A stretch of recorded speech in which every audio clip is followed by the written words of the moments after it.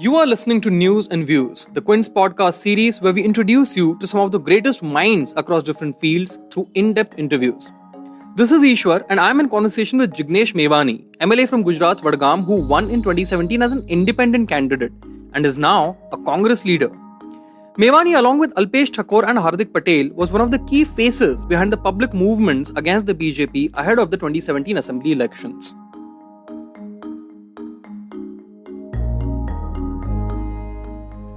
तो जिग्नेश जी, क्विंट और क्विंट हिंदी में आपका बहुत बहुत स्वागत है। Thank you. जिग्नेश जी, सबसे पहला सवाल तो एक्टिविज्म से इंडिपेंडेंट एमएलए से कांग्रेस, कितना आपको फर्क लगता है? How different is it to do what you could do as an activist and to do what you are being able to do as an MLA? Difficult है। डिफिकल्ट इसलिए भी है कि जब आप कुछ 6, 7, 8, 10 साल बतौर एक्टिविस्ट काम करते हैं तो आपका भी एक सर्टेन किस्म का एक अप्रोच हो जाता है, एक माइंडसेट बन जाता है। और फिर अब जब मेन स्ट्रीम की दुनिया में आते हैं, मेन स्ट्रीम पॉलिटिक्स की दुनिया में आते हैं, तो बहुत सी चीज़ आपको अपने आप में मॉडिफाइड करनी पड़ती है और कुछ ज़्यादा ही प्रेगमेटिक बनना पड़ता है। तो radical in ideas and pragmatic in position, इस प्रकार का पोजीशन लेकर मैं चल रहा हूँ। लेकिन एक्टिविज्म और फिर इंडिपेंडेंट एमएलए इसलिए कि मेरे एक्टिविज्म का जो स्कोप है वो थोड़ा वाइड हो। अभी कांग्रेस पार्टी का वर्किंग प्रेसिडेंट हूँ और बतौर पॉलिटिशियन मैं ग्रो करता रहूँ तो वो 20 लाख लोगों तक मेरा इम्पैक्ट को पहुँचा सकता है। तो मैं मानता हूँ मेन स्ट्रीम का पॉलिटिक्स कमोबेश मेरे लिए अपने एक्टिविज्म का एक एक्सटेंशन या एक्सपांशन ही है। जिग्नेश जी, एक सवाल हमेशा लोगों के मन में पैदा होता है कि क्या जरूरत पड़ गई कांग्रेस की? Because when you look at 2017, you are one of the few MLAs who was prominently known to have won as an independent candidate. So why was the need to back Congress? बड़ा कैनवास मिले और जिस प्रकार के interactions Rahul ji के साथ मेरे personally हुए, मेरे और कन्हैया की पार्टी ज्वाइन करने के पहले, तो हमें लगा कि we are in tune, we are in harmony with this guy. Rahul ji मुझे बहुत आइडियोलॉजिकली बहुत साउंड लगे और सोशल जस्टिस, सेक्युलरिज्म, इन मामलों में ही इज अ क्लैरिटी और ट्रूली लिबरल और डेमोक्रेटिक लगे। और मेन स्ट्रीम की राजनीति की जो भी पार्टियां हैं उसके बहुत से लीडर्स को मैं मिला हूँ, देखा हूँ पर्सनली, उनसे डायलॉग्स भी हुए। इन सब के मुकाबले ये बहुत ही उम्दा लगे। दूसरा, कांग्रेस में हमेशा एक डेमोक्रेटिक स्पेस रहा है कि G23 भी एग्जिस्ट कर सकता है। राहुल गांधी जी के साथ आपका रिश्ता कैसा है? What is your, because he is mostly known to have backed young leaders within the party, how is your relationship with him? वो जो सीनियर साथी है वो और यंगस्टर्स दोनों के बीच में एक तालमेल कैसे बैठे और बैलेंस कैसे स्ट्राइक किया जाए, वो उस एटीट्यूड, उस अप्रोच के साथ वो काम करते हैं। And always open for idea, open for criticism और अप्रोचेबल, और there is something deeply genuine about him. He really wants to do something for the people. How do you see the Bharat Jodo Yatra? Because अभी भारत जोड़ो यात्रा चल रही है, गुजरात में चुनाव है, मैं मानता हूँ बहुत ही फिनोमिनल चीज है। सिंपली इस मुल्क का कोई भी व्यक्ति, कोई भी इंसान 1500 किलोमीटर सचमुच पैदल चल ले, ये अपने आप में एक बहुत बड़ी चीज है। और मुझे लगता है कि इस दौर की एक जरूरत भी है कि हम लोग ये गौतम बुद्ध का, संत रविदास का, ज्ञानदेव का, नामदेव का, नरसिंह मेहता का, तुकाराम का, सूफी संतों का, भक्ति मूवमेंट के जो संत पोएट्स वगैरह हुए, उनका ये मुल्क है। ये फूले, पेरियार, बाबा साहब अम्बेडकर, उनका ये मुल्क है।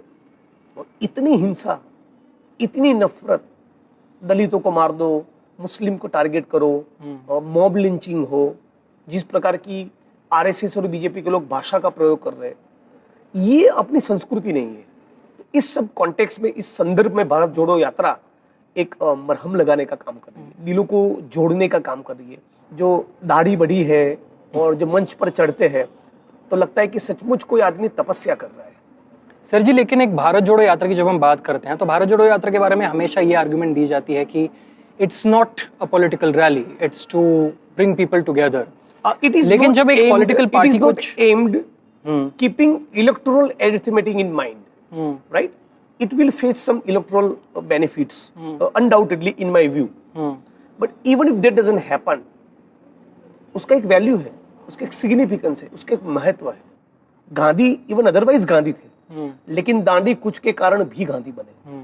तो ये राहुल गांधी जी के लाइफ का ये वो महान मोमेंट है. बट डोंट यू थिंक वो गुजरात से यात्रा गुजरनी चाहिए थी अब तक? देखिए, ये मैं कहा कि केवल चुनाव को मद्देनजर रखते नहीं हो रही है. गुजरात से यात्रा करते तो फिर आप ही मीडिया के साथी ये क्रिटिकल सवाल पूछते कि चुनावी बेनिफिट चाहिए इसलिए यात्रा कर रहे हैं. दिलों को जोड़ने की बात नहीं है, ये सचमुच दिलों को जोड़ने की बात है.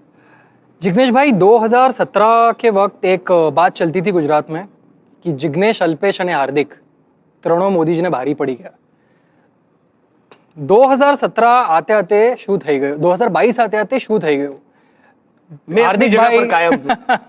हार्दिक भाई, देखिए, जिन साथियों को भाजपा में जाना था वो गए, अपनी चॉइस से, अपनी मर्जी से गए हैं. मेरे क्लियर आइडियोलॉजिकल पोजीशन है, मैं पब्लिक लाइफ छोड़ सकता हूं. आरएसएस और बीजेपी के साथ इस जीवन काल में मेरा कॉम्प्रोमाइज नामुमकिन है. राइट? तो मैं टिका हूं. हार्दिक भाई से बात होती है आपकी कभी? होती है, बात होती है. अभी बहुत दिन से नहीं हुई, लेकिन दोस्ती है, दोस्ती बनी रहेगी. कांग्रेस छोड़ने के बाद से हुई है बात? हाँ, उसके बाद एक दो बार बात हुई है. क्या यही मतलब? क्या चल रहा है, कैसे, क्या महसूस कर रहे हो? तो आपका एक राजनीतिक मत ना रख के आपका एक वैयक्तिक मत क्या है हार्दिक पटेल जी के इस मूव के बारे में? क्योंकि 2017 की अगर हम बात करें तो मुझे ऐसा लग रहा है, मैं फ्रैंकली बताऊं, मैं पहले कुछ मीडिया के साथ आपकी तरह जो इंटरेक्शंस हुआ, even those interactions I have shared, maybe it is primarily because of the cases that was slapped on him, and as per my sources, whatever information I will able to gather, it is because there was a chance that he may be convicted in one of the case of sedition for 15 to 20 years. So maybe because of those cases he had to compromise. That's my impression. So लेकिन वो छोड़ने के बाद the kind of language that he used against a Congress party which made him working president, and the language that he used particularly for Rahul Gandhi, so that was not done. So I did a press conference also countering him. क्योंकि उनके resignation में भी उन्होंने काफी चीजें कही थी, तो वो थोड़ा हेल्दी नहीं था. So, लेकिन हो गया. तो अब आप अगर देखेंगे तो आप तीनों की जो एक फोर्स कहा जाता था 2017 से पहले, वो फोर्स नहीं है, वो फोर्स नहीं है, क्योंकि तो तीनों साथ नहीं है. जी. तो मेरा अगला सवाल इसी बात पर आता है कि 2017 से पहले एक पाटीदार आंदोलन था, एक आपका आंदोलन था, जिसकी वजह से भारतीय जनता पार्टी को काफी नुकसान हुआ था. इस बार आपके हिसाब से वो क्या फैक्टर है कांग्रेस के पास जो भारतीय जनता पार्टी को नुकसान पहुंचा सकता है? क्योंकि पिछली बार भी ये आंदोलन जब शुरू हुआ तो ये आंदोलन कांग्रेस से नहीं जुड़ा था. जी, सबसे पहली बात करूं तो मैं मोदी जी जब गुजरात के सीएम बने तब मैं कॉलेज के फर्स्ट ईयर में था, और तब से लेके अब तक मैं राजनीति में हूं. मैं स्टूडेंट्स पॉलिटिक्स में कभी नहीं रहा, लेकिन मैं पॉलिटिकली अवेयर, पॉलिटिकली कॉन्शियस था because of the orientation that I had in my college. पहली बार ये मैं देख रहा हूँ 22 का ये चुनाव ऐसा है जिसमें बीजेपी के लोग भी बहुत ज्यादा एक्साइटेड नहीं, वो बहुत एनर्जेटिक नहीं दिख रहे. और पहले मोदी जी को लेकर आप कुछ कहो तो भड़क जाते थे. मैं बतौर जर्नलिस्ट भी जब पूछता था तब भी भड़कते थे, बतौर एक्टिविस्ट जब लड़ता था तब भी भड़कते थे. उतना मोदी जी को डिफेंड नहीं कर रहे. उनमें थोड़ी सुस्ती आई, उनके भी थोड़ी घुटनों में उनको दर्द हुआ है. एक ये दूसरा फैक्टर कि बेरोजगारी और महंगाई का मुद्दा हर जगह पे बहुत ही मुखर होकर दिख रहा है. तीसरी बात, चूंकि हमारी तिकड़ी इस बार नहीं है, चूंकि वो पीपल्स मूवमेंट का वो तड़का नहीं है, कांग्रेस ने कॉन्शियस होके ऑर्गेनाइजेशन बिल्डिंग का काम बहुत बढ़िया किया है. तभी मोदी जी ने कमेंट किया था कि कांग्रेस जो ज्यादा बड़े बड़े कार्यक्रम नहीं कर रही है, किसी को लग रहा है कि कांग्रेस दिख नहीं रही, लेकिन जमीन पे उनका काम है. कम्युनिटी इन्फ्लुएंसर्स को मिलना पड़ेगा, उनके पैर भी छूने पड़ेंगे. वो आइडिया 2017 में नहीं था. तो हम लोग भी थोड़ा इवोल्व हुए हैं. हाँ, एक बात मैं क्विंट के आपके सारे व्यूअर्स के लिए कहना चाहूंगा कि मेन स्ट्रीम मीडिया के कुछ लोग एक लगातार ये कांग्रेस कहाँ है ये नैरेटिव सेट करने की कोशिश कर रही है, लेकिन 7 सितंबर के दिन राहुल जी का भारत जोड़ो यात्रा हुआ, तो जब राहुल गांधी के जैसा एक आदमी लीडर भारत जोड़ो यात्रा लेकर निकल रहा है, तो ऑब्वियसली उसका कुछ ना कुछ इम्पैक्ट, उसका एक वाइब्रेशंस गुजरात महसूस करेगा ही करेगा। उससे गुजरात के कांग्रेस का कैडर और हम जैसे लोग चार्ज अप और एनर्जेटिक फील करेंगे ही करेंगे। उसके ठीक 2 दिन पहले 5 सितंबर को अहमदाबाद में 50-55 हजार लोगों का मोबिलाइजेशन किया। उसके 2-3 दिन पहले 2 या 3 सितंबर को दिल्ली में महंगाई के सवाल को लेकर 50,000 लाख लोगों का कांग्रेस पार्टी ने मोर्चा किया था। उसके बाद 50-55 हजार लोगों की रैली हम लोगों की गांधीनगर में हुई। दलित सम्मेलन बहुत बड़ा हुआ।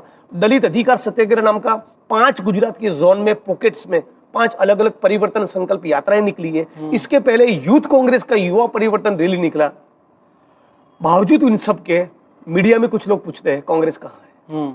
आप कह रहे हैं मेन स्ट्रीम मीडिया में एक नैरेटिव सेट हो रहा है, लेकिन अब इस नैरेटिव की अगर हम बात करें, आम आदमी पार्टी, ऐसा कहा जा रहा है कि Aam Aadmi Party is going to eat up into the space of the Congress. How much do you agree to that? उनका कोई अभी ऑर्गेनाइजेशनल बेस नहीं है, राइट।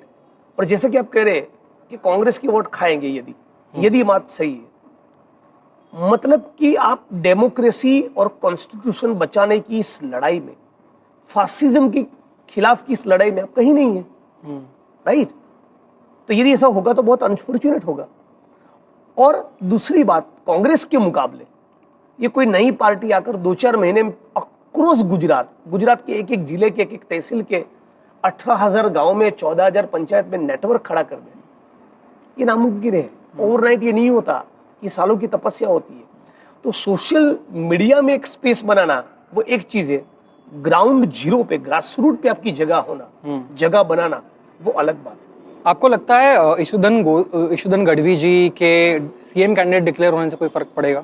कोई फर्क नहीं पड़ेगा, I don't think so, because of his prominence as a journalist in the state. तो दोस्त है, लेकिन फ्रेंकली जब मैं ऑब्जेक्टिवली बोलूं तो ज्यादा फर्क नहीं पड़ेगा। जैसे कि मैं बोलूं, कभी हिंदू ने कोट किया था CSDS के एक सर्वे को, तो उस सर्वे में कौन से 10-12 लोग चीफ मिनिस्टरियल कैंडिडेट की चॉइस हो सकते हैं, उसमें मैं टॉप 5 में हूँ। तो उससे क्या हो गया, मैं कोई CM बन जाऊंगा या ना मैं उसके रेस में हूँ, राइट। तो वो सर्वे अपनी जगह पर है। तो ग्रास रूट पे कुल मिलाकर मेरा कहने का मतलब ये है कि कांग्रेस अभी अनबीटेबल है, particularly in rural Gujarat. You are somebody who has read Bhagat Singh, who has written about Bhagat Singh. What do you think Bhagat Singh would have said to today's India? Bhagat Singh would have been fighting. Bhagat Singh being a man of ideology, he would have convinced masses to come on the streets, hit the ground zero. He would have appealed to youngsters like you and me to be always concerned about the poorest of poor, most downtrodden and marginalized, particularly for the working class. And Bhagat Singh would have been, as I told you, he would have been on the streets, he would have been fighting to bring about revolution. Okay. आपने media की बात की. How do you think the media is functioning today? Because the Congress party always says that the media is being biased towards it. आपको क्या लगता है? ये तो बहुत खुलकर दिख रहा है। मीडिया आज पूरा दिन मोदी जी का गाना गाता है। मेन स्ट्रीम मीडिया की मैं बात कर रहा हूँ। आपके जैसे जो प्लेटफॉर्म्स है उसकी बात अलग है। मैं आपको इंटरव्यू दे रहा हूँ इसलिए नहीं कह रहा हूँ। लेकिन मेन स्ट्रीम मीडिया में डे एंड नाइट, अब जब मोदी भी जी सत्ता में है तब भी सवाल नेहरू जी के पूछना, तब भी सवाल राहुल गांधी और कांग्रेस को पूछना। लेकिन धीरे धीरे जनता समझ रही है और मुझे लगता है कि मेन स्ट्रीम मीडिया के खिलाफ भी जनता का धीरे धीरे एक वर्ग तैयार हो रहा है। Despite of that, mainstream media is ultimately mainstream media and you need to somehow crack it, but the kind of money corporates have pumped in and the kind of stake corporate giants, industrial groups are having in mainstream media portals, news channels, newspaper, everywhere. So it's not going to be that easy. At this juncture of history, corporates and the Punjipati Varg have by and large collectively decided to be with BJP, RSS and Modi. So that's a huge challenge. But one of the ways to counter is platforms like you, and we have to use social media in a better way. Why do you think the BJP is here to stay in Gujarat? I mean, it's been 27 years. What has made the BJP last for so long? So primary reason is the communal divide they could create during 2002 pogrom, but hopefully not anymore. As I've been pointing out, ultimately ये गौतम बुद्ध का देश है। एक दिन ऐसा आएगा जब इस मुल्क की मिट्टी में RSS का तिनका भी नहीं बचेगा।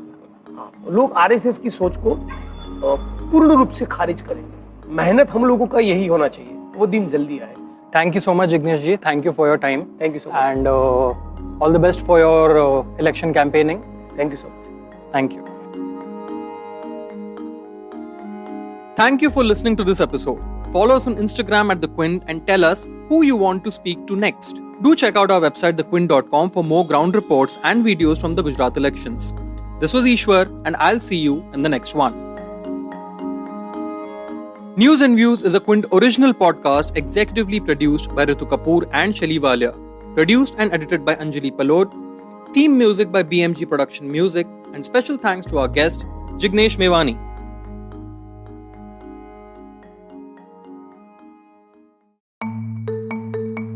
You were listening to the Quint's podcast.